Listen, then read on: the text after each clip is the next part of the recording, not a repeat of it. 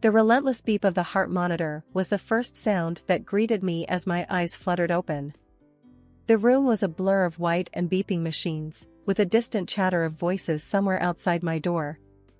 I tried to move, but my body felt heavy, like it was weighed down by more than just the thin hospital sheets.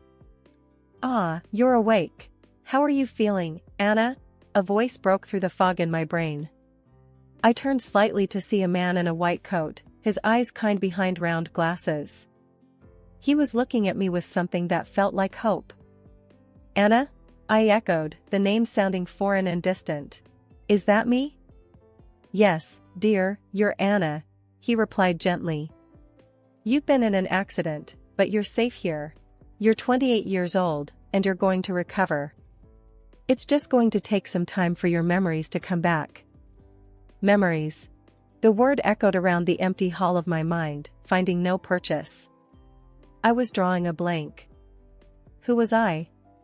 Did I have a family, friends, a life I loved? Panic started to set in, but the doctor's calm presence was a small comfort. Just then, a nurse bustled in, her shoes squeaking against the linoleum floor. She checked the machines with efficient movements, her eyes softening when she looked at me. "You're doing better today, hon, got a strong heart there," she said, patting my arm. I managed a weak smile, comforted by her motherly demeanor. As the day passed, I tried to piece together the fragments of the person I used to be, but it was like grabbing at smoke. The doctor, whose name tag read Dr. Ellis, came in and out, always with a reassuring word or a checkup on my progress. "Your husband will be so relieved," Dr. Ellis mentioned offhandedly during one visit. "Husband?" I choked out, the word setting off a distant alarm in my head. "Yes, Mike. He's been worried sick. He and your mother-in-law, Carol, they should be visiting soon," he explained, checking the chart at the foot of my bed. The news should have comforted me, but instead, a sense of dread unfurled in my stomach. I didn't know these people, and yet, they were apparently my family. What if they were strangers to me? What if I never remembered them? The rest of the day was a blur of nurses, meals I didn't taste, and a deep, unshakable feeling of loneliness. I stared at the ceiling, listening to the sounds of the hospital around me, each beep and footstep a reminder of the life waiting for me beyond these walls, a life I couldn't remember. As night fell, and the hospital settled into a quieter rhythm, I lay awake, my mind racing with questions and fears. Who was I? Would I like the person I was? And what about Mike and Carol? Would they be strangers or the key to unlocking who I was? The uncertainty was suffocating, but as I drifted in and out of a restless sleep, a resolve began to form. I would find out who Anna was, piece by piece, memory by memory. The next morning, the sun filtered through the blinds, casting a warm glow over the sterile room. I was propped up with pillows, my head a whirl of thoughts and questions about the day ahead. That's when the door creaked open, and two people walked in, their eyes locked on me with a mix of concern and something else I couldn't quite place. The man was tall, with a nervous smile. Next to him was an older woman, her hair a soft shade of gray, and her eyes warm but cautious. They both paused at the foot of my bed, as if unsure how to start. "Anna, darling, it's me, Mike, your husband," the man said, his voice shaking slightly. The woman next to him reached out and squeezed his hand, offering a silent support. "And I'm Carol, your mother-in-law. We've been so worried about you," the older woman added, her voice gentle. I stared at them, trying to find a shred of recognition, but there was nothing. They were as familiar to me as the strangers I passed on the street. Panic fluttered in my chest, but I masked it with a nod. "Hi," I managed to croak out, my voice sounding foreign to my own ears. "I don't remember you, but the doctors say that's normal." Mike came closer, his eyes brimming with something that looked like tears. "It's okay, Anna, we're here for you. Whatever you need, we'll help you remember." Carol nodded, adding, "We brought some photos and things from home, thought they might help jog your memory." They handed me a small stack of photographs, the edges worn and the colors faded. I flipped through them, seeing images of a woman who looked like me, smiling next to Mike and Carol in various settings. But no matter how hard I stared, the memories wouldn't come. As I set the photos down, Mike reached out, his hand hovering over mine. "It's a lot, I know. But we're family.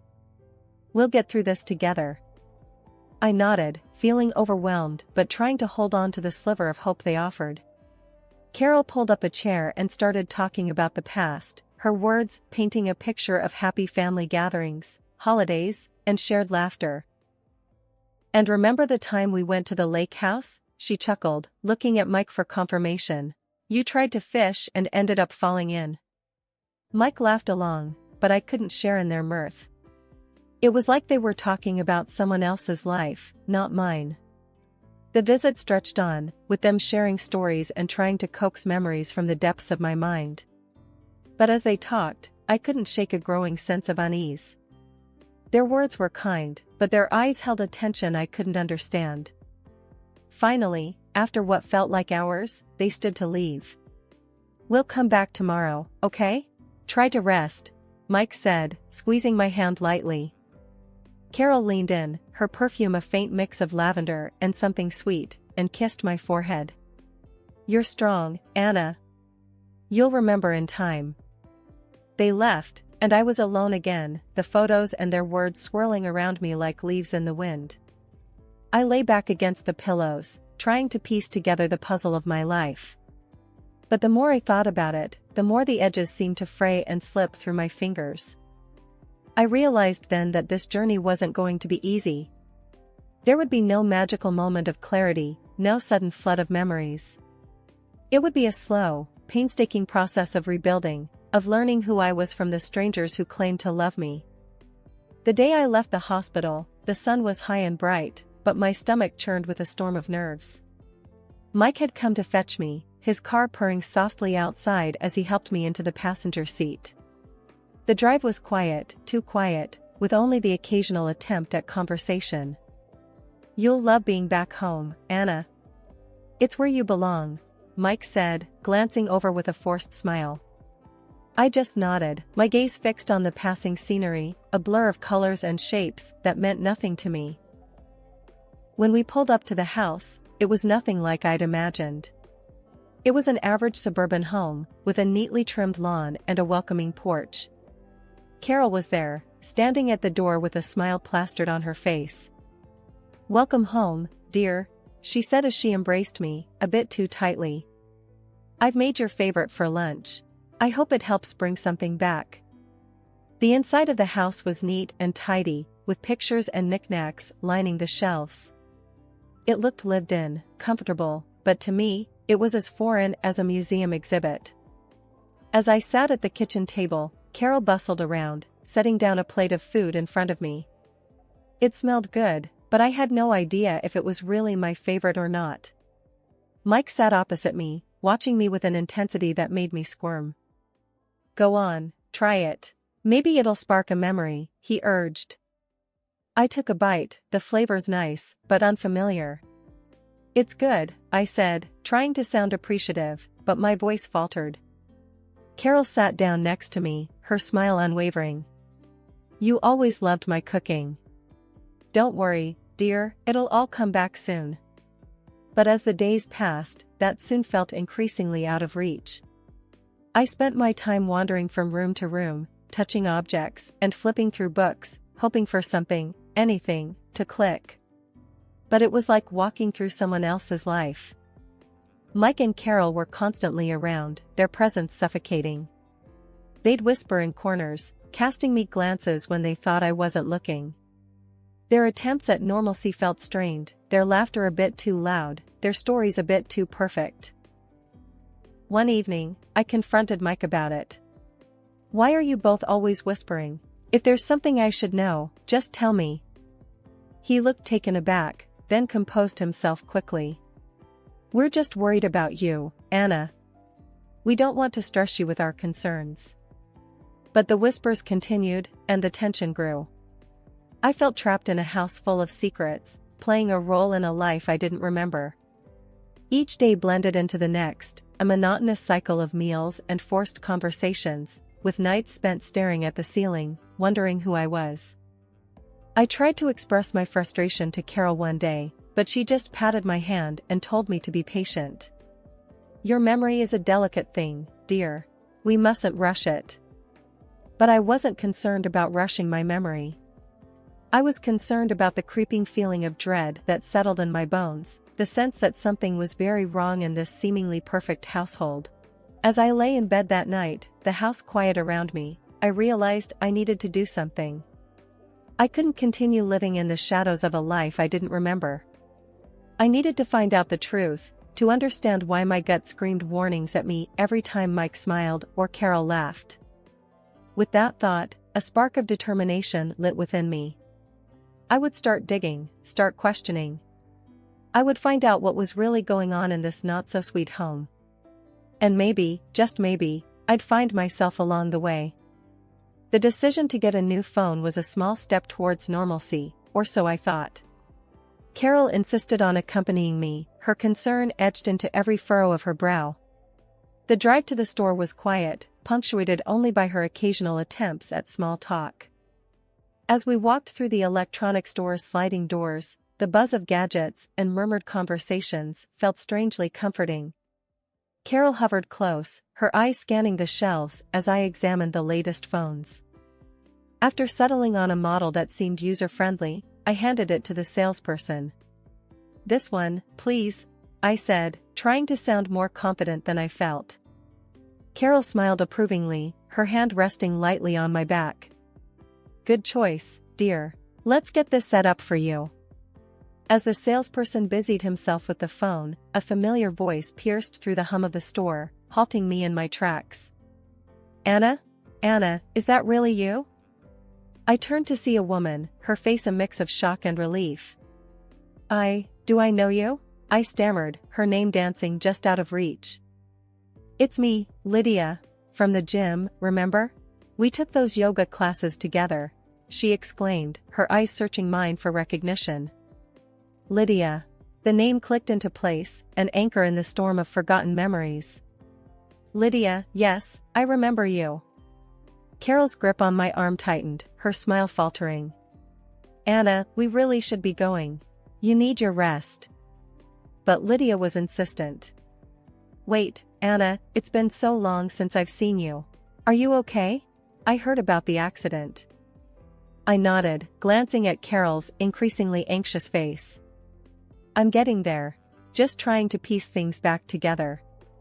Lydia leaned in closer, her voice dropping to a whisper. "Be careful, Anna. There's something not right. Don't trust them, not your husband, not your mother-in-law." Her words sent a chill down my spine, a warning that resonated with an instinctual fear. "Thank you, Lydia. I'll keep that in mind." Carol was pulling me away now, her usual calm demeanor cracked with urgency. "Come now, Anna, let's get you home." After the unsettling encounter with Lydia, my mind was a whirlpool of confusion and fear. The need for answers gnawed at me, pushing me to seek out the only person who might have some, my doctor. I scheduled an appointment, the questions burning in my throat. Sitting in the sterile, quiet office, I faced Dr. Ellis, his familiar, kind eyes watching me closely. "Doctor, why can I remember Lydia, a friend, but not Mike or Carol? Why are some memories clear, but not others?" He adjusted his glasses, a sigh escaping him. It's not uncommon in cases of traumatic amnesia for the subconscious to protect itself by blocking out particularly painful or stressful memories. It's possible that your mind is shielding you from memories associated with your husband and mother-in-law because they're tied to unpleasant emotions or events. His words sent a chill down my spine. Unpleasant memories? What could be so bad that my own mind refused to remember? I thanked him, my mind set. I needed to uncover the truth, to dig into the past my mind was so desperate to keep hidden. Returning home, I went straight to my room, my heart set on a mission. My laptop sat on the desk, a gateway to the answers I sought. Surprisingly, as I opened it, my fingers danced over the keys, entering the password as if they had a mind of their own. It was a small victory, but it fueled my resolve. I started sifting through files and documents, my attention caught by a folder labeled Personal. Clicking it open, I found photos of myself, my friends, places I'd traveled to, but not a single one with Mike or Carol. How could that be? Weren't we a family? Digging deeper, I found more documents related to property ownership and bank accounts. My eyes widened as I realized the extent of my wealth. Several properties and a bank balance that read $3 million. I was rich, an heiress, and until this moment, utterly unaware. The discovery was staggering. Why hadn't Mike or Carol mentioned this? Why was there no photo evidence of our supposed happy life together? Doubts and suspicions swirled in my mind, forming a dark cloud of betrayal and deceit. Sitting back, I felt overwhelmed, the weight of my findings pressing down on me. I needed time to process this information, to plan my next steps. But one thing was clear, I couldn't confront them yet, not when I was still piecing together the reality of my life. The night stretched on as I lay in bed, the documents and photos spread out around me, a silent testimony to a life of luxury and lies. My inheritance, my history, all hidden from me, but no longer. I was going to get to the bottom of this, to reclaim my life and my identity. And as the first light of dawn crept into the room, a new day began, bringing with it a renewed sense of purpose and determination. I was Anna, a rich heiress, a woman with a past shrouded in mystery and darkness. But I was also a woman on a quest for truth, and nothing was going to stop me. With every click and scroll through my laptop, the shadows of my past life began to loom larger and more ominous. My heart pounded as I stumbled upon a hidden folder, cleverly concealed within layers of digital clutter. It was labeled simply, Diary. Hesitantly, I opened the folder, revealing an electronic diary that chronicled a history of emotional turbulence and despair. The entries were in my handwriting, or rather, my typing, detailed accounts of bullying and manipulation at the hands of the two people who were supposed to love and protect me, Mike and Carol. My eyes welled up as I read my own words describing incidents of cruelty, moments of fear, and desperate pleas for help that I had no memory of writing. July 10th, Mike threw a plate of spaghetti at me, which was too cold. August 17th, Carol called me a freeloader, a parasite who doesn't belong in their house. The weight of realization was crushing. How could I have lived through this and not remember? How could they look me in the eyes and pretend to care? My mind raced with questions, but I knew I needed to keep going, to uncover the full extent of the betrayal. I closed the diary, my hands trembling, and opened my email. There, among the spam and mundane messages, was an unread email from a private detective. My breath hitched as I read his words, filled with concern over my prolonged silence. He detailed his surveillance of Mike and attached damning evidence of infidelity, photos of my husband with another woman, their intimacy undeniable. But that wasn't all. The detective had also recorded conversations, audio clips that now played through my laptop speakers. Mike's voice, cold and calculating, discussed plans with Carol to secure my inheritance for themselves. The treachery was laid bare, each word like a knife twisting in my heart. I sat back, the laptop forgotten on the desk, as the reality of my situation crashed over me. The people I lived with, who I was supposed to trust, had been plotting against me, using me for their gain. The life I couldn't remember was one filled with lies and deceit. But amidst the chaos of my emotions, a fierce determination took root. I wouldn't be their victim any longer. Armed with the truth and evidence of their betrayal, I knew what I had to do. It was time to confront them, to take back control of my life and my future. My mind made up, I gathered the evidence, the diary entries, the photos, the recordings, and headed toward the living room, where Mike and Carol were chatting casually, unaware of the storm about to break. "We need to talk," I said, my voice a calm I didn't feel. Mike looked up, a flicker of worry crossing his face. "What's wrong, Anna?" I slammed the evidence onto the table, the sound echoing like a shot. "This is what's wrong. I know everything, the affairs, the plans, all of it. The color drained from their faces. Mike sputtered, Anna, please, let's just talk about this. No more talking, I snapped, cutting through his weak protest. I've listened enough. It's time you both heard me. Carol's hand shook as she reached out, her usual composed demeanor shattered. Anna, darling, we can explain. I recoiled from her touch. Explain? Explain why you pretended to care? Why you plotted behind my back? No, there's nothing you can say to make this right. The room was thick with tension, a tangible force that seemed to press down on us all. Mike tried again, his voice desperate. We were desperate, Anna. The debts, the pressure, we thought we had no other choice. But you did have a choice, I countered, my voice rising with every word. You chose to lie, to cheat, to hurt me. And now you're going to face the consequences. I watched as they struggled to find words, their mouths opening and closing with no sound. The realization of their situation was finally dawning on them, the understanding that they had lost everything they had tried so desperately to steal. I'm leaving, I announced, the finality of the statement hanging in the air. I'm taking back my life, my inheritance. And you will not get a cent of it. Mike's face crumpled, the reality of his situation finally hitting home. Anna, please, I'm sorry.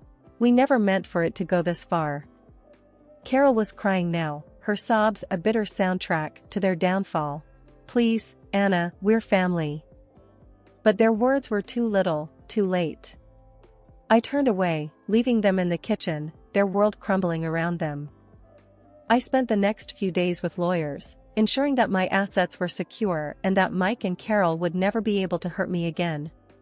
The process was draining, but with each signature, I felt a piece of myself returning, the strength and determination that had been buried for so long.